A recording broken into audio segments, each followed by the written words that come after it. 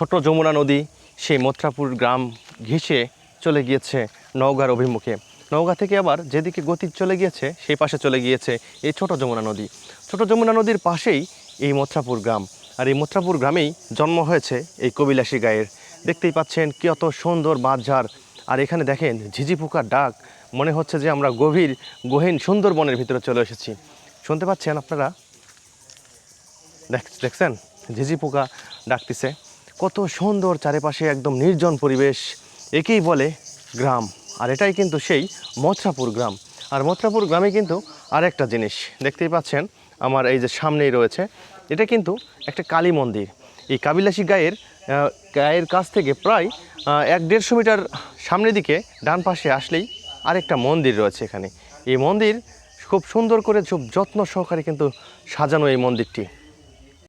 বন্ধুরা, এই কবিলাসী গায়ের পাশে যে এই কালী মন্দির রয়েছে, আর একটা জিনিস আপনারা লক্ষ্য করেছেন, ওই যে দেখেন উপরে ওই যে গাছের ডালে ডালে কিন্তু বাদুর ঝুলে রয়েছে। এই বাদুর পাখিগুলো কিন্তু রাতের বেলা ওড়াউড়ি করে। দেখেন ওই যে আবার ওই যে বট গাছে, এটা যে কি গাছ এটা আমি বলতে পারি না, কিন্তু এখানে কিন্তু সেই বাদুরগুলো উল্টা দিক হয়ে ঝুলে রয়েছে। দেখতে পাচ্ছেন আপনারা ওই যে বাদুর।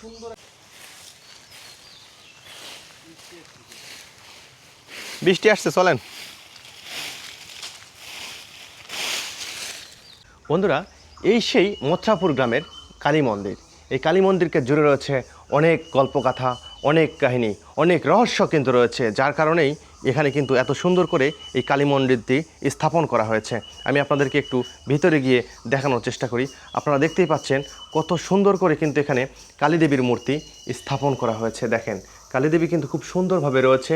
নিচে রয়েছে শিব ঠাকুর, ওনার বাম পাশে রয়েছে তার বাহন শিয়াল। আর একটা জিনিস দেখেন, এখানে কিন্তু প্রদীপ জ্বলতেই রয়েছে। এখানে নাকি প্রদীপ সব সময় জ্বালিয়ে রাখা হয়, এমনই ভয়ঙ্কর রহস্য এখানে রয়েছে। আর দেখতেই পাচ্ছেন বাদুর এবং ঝিঝি পোকা কিন্তু সবসময় এখানে ডাকাডাকি করতেছে। এখানে বন্ধুরা আসলে ভয়ঙ্কর একটি গা ছমছমানে ভাব। দেখতেই পাচ্ছেন গাছের ডালে উপরে প্রচুর পরিমাণে বাদুর রয়েছে।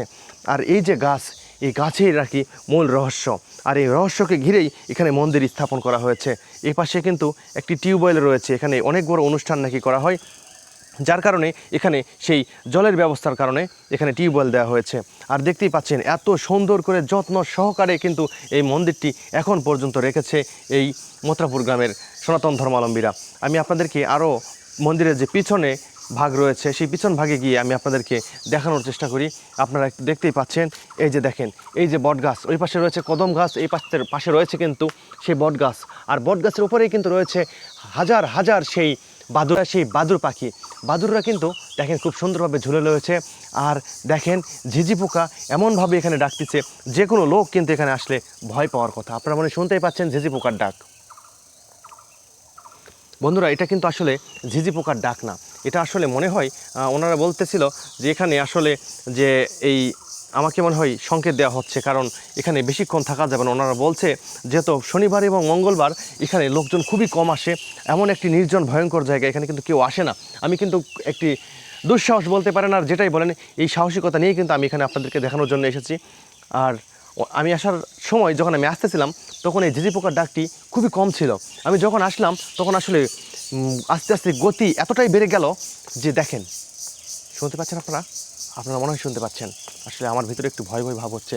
দেখেন এই চারিপাশে জঙ্গলের এই পাশে কেউ নেই, কিন্তু কোনো পাশে কেউ নেই। দেখেন আমি একাই কিন্তু রয়েছি, দেখতে পাচ্ছেন, দেখেন কেউ নেই। আসলে সব কিছুরই একটা লিমিট থাকে, তো এখানে আর বেশিক্ষণ থাকা যাবে না, আমিও চলে যাই। তো আপনাদেরকে দেখানোর চেষ্টা করলাম এই মথুরাপুর গ্রামের এই মন্দিরটা। এই মন্দির নাকি খুবই ভয়ঙ্কর, খুবই অলৌকিক। মনের বাসনা নিয়ে আসলেই এখানে সেই মনোবাসনা পূর্ণ হবে, এরকমই জানাচ্ছিলেন ওনারা। আসলে কেউ মুখ খুলতে চাচ্ছিলেন না, আবার কেউ আমাকে আসতেই দেবেন না এখানে, যে ওখানে যাওয়ারই প্রয়োজন নেই এই ভর দুপুরবেলা। তারপরে আমি আপনাদের দেখানোর জন্য এসেছিলাম। তবু চলুন এবার যাওয়া যাক।